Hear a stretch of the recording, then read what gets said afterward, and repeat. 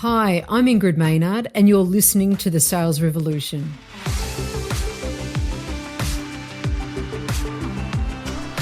In my experience, some of the best salespeople actually aren't. Now, what do I mean by that? Well, in this episode, I'm going to just go through with you why I believe that some of the best salespeople don't actually see themselves as that.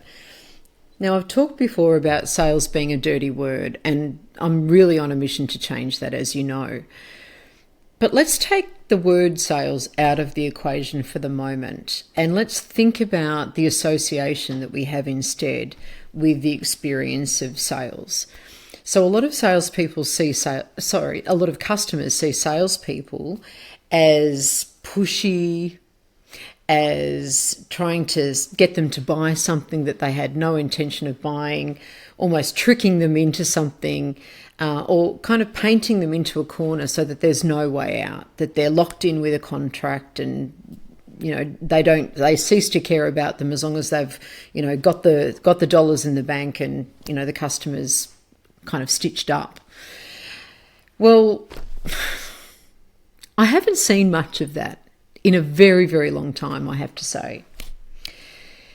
But beyond that, I have witnessed the most magnificent experiences from a customer's perspective and also from an observer's perspective of sales being done by people who really don't see themselves that way. And let me explain what I mean by that. They see themselves instead as people that solve problems. So if I said, you are one of the best salespeople I've ever seen, they'd say, oh no, all I do is I just go in there and I just sort of listen to what they're saying and, I'm here to solve problems. Or they might see themselves as directors of thinking or helping people to clarify their own thinking in order to make a great decision. Or it might be that they see themselves as helping the customer to create a great outcome for themselves. But just even those perspectives changes up the experience that the customer has as a result. And I actually think that those people are amazing.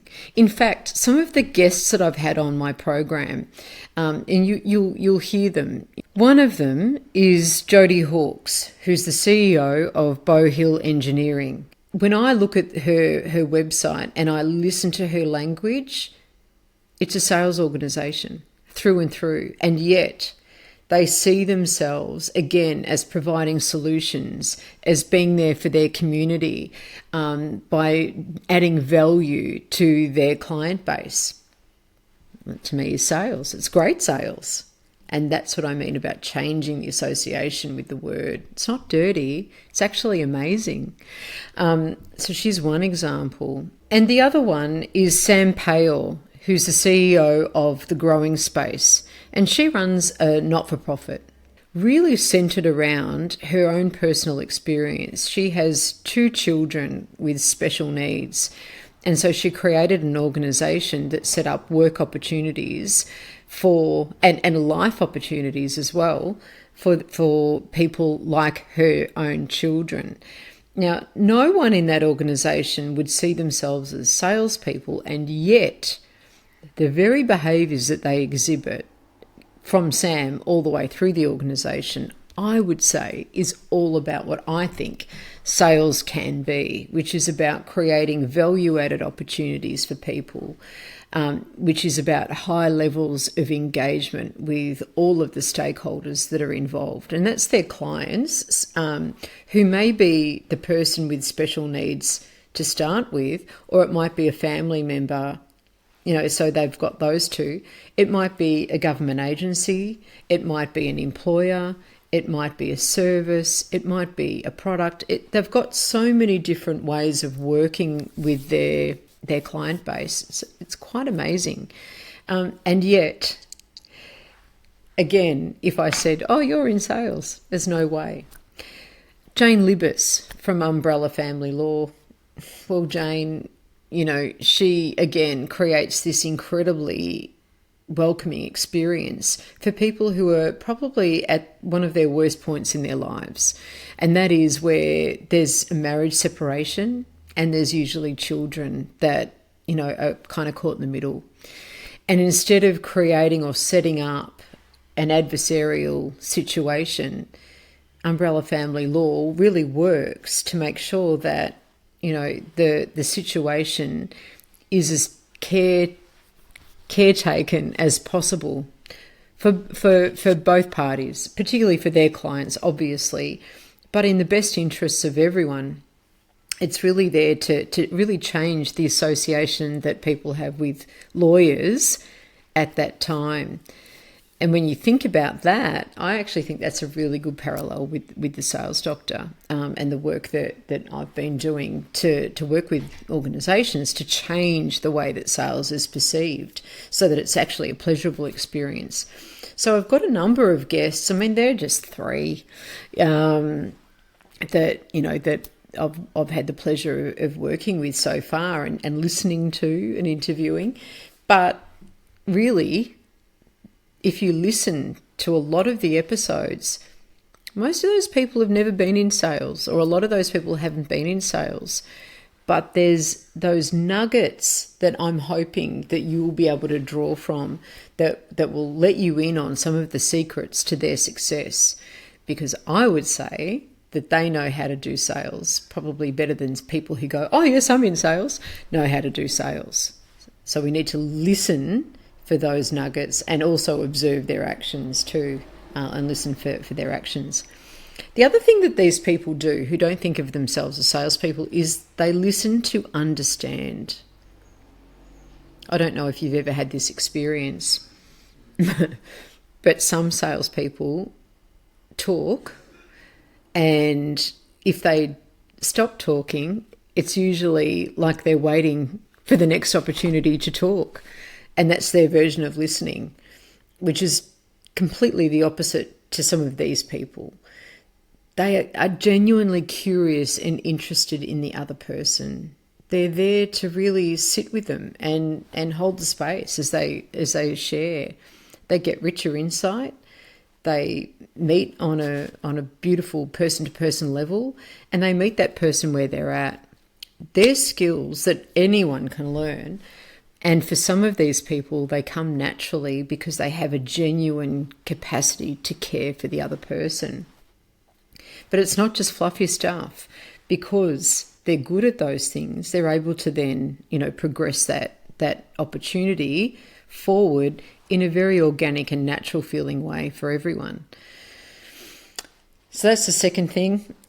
They are also very skilled in the art of communication. I think that's something that will become increasingly important. And I'll talk about that in a moment. But they're skilled in the art of communication. So they've either undertaken some additional courses to really hone their ability to communicate across lots of different styles. They're able to not just get along with people who are exactly like them, because they're easy, but they're able to communicate really well with people who are quite different to them, who are not a natural fit for them, who outside of the work context, they might probably not want to spend that much time with. And yet when they're in the work context, particularly in a sales situation, they're able to really maximize that opportunity because they're able to be flexible in the way that they come across. And that means that they put their egos aside and can really show up for the other person. They can adjust the way that they are with energy, with their focus for their communication, and in the way that they communicate. Now, they're skills that we can all learn.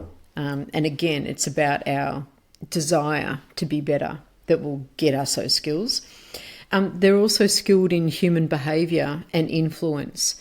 Influence is different to persuasion. What I mean by influence is it sort of, if we think about that Stephen Covey principle about the circle of influence versus the circle outside of our control.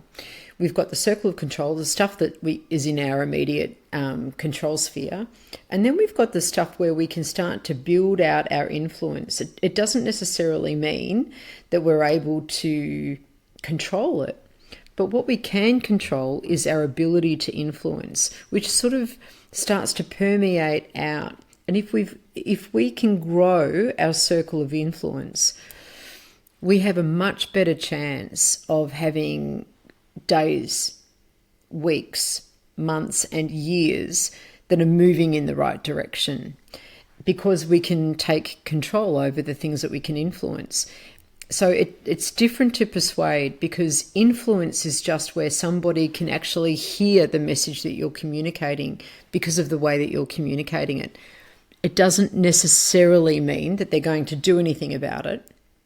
But if you're highly influential, you're stacking the odds in your favour, in that favour. If you have influencing skills, you're able to deepen relationships. You're able to repair lost relationships. You're able to get access to stakeholders and decision makers that you otherwise wouldn't. If you have highly developed influence skills, you're able to get opportunities to make decisions in a far easier and quicker way. Now, wouldn't we all want that as salespeople? And yet some of these people who don't call themselves salespeople are really good at that stuff. And if you're good at influence, you're also able to get people to act, to sign, to commit, to continue to buy, to do all of those things. And some of that they do deliberately. And that might be because they come from other disciplines, that aren't sales, but are actually highly influential. For example, I was talking to an executive general manager of people and culture in a large organisation on Friday, and she was saying that she thinks that she'd be a great salesperson because a lot of those skills that she uses in dealing with people all day long, and leaders in particular, they're great in sales. These are people skills. And so people who aren't necessarily in sales are often very, very great salespeople because they have all of these skills. These people also understand how to create outcomes. So they're very outcomes driven. They kind of reverse engineer. And some people in technical professions are actually really good at doing that as well. They're good at thinking about starting with the end in mind, Covey principle again, and reverse engineering the process so that they achieve that. So what I will say is, with the advent of AI, one thing is for sure, and this is what most of the experts in AI agree to and agree with. Gartner also talked about this, and I know Forrester Research talked about the need in B2B communication for people to have higher order communication skills, because AI will take away a lot of those lower level skills. So when it comes to the future, we need to make sure that we're not increasing the gap between our ability to communicate and what's required. So when we think about generations coming out of school that don't necessarily have a highly developed level of personal interaction because they're device driven and they speak in short sentences in 40-word phrases, we might need to really think about that as an organisation. How are we equipping our school leavers to really thrive in the marketplace, not just as salespeople, but certainly if they're operating in an organisation, they need to be commercial and they need to be good communicators. And another one of my guests talks about that with her app and with her company as well, and talks about all of the generations that are in the workplace and how they can work together. So one of the things that I would say to anyone who is responsible for revenue, and that is everyone in an organisation, you're responsible for revenue, you're certainly responsible for profit, either directly or indirectly. Have a think about your ability to create outcomes and to create better relationships. They're human skills, they're definitely sales skills. But if you're good at sales skills, then you're going to be good at anything that you do. So I'm just going to leave you with that thought for today.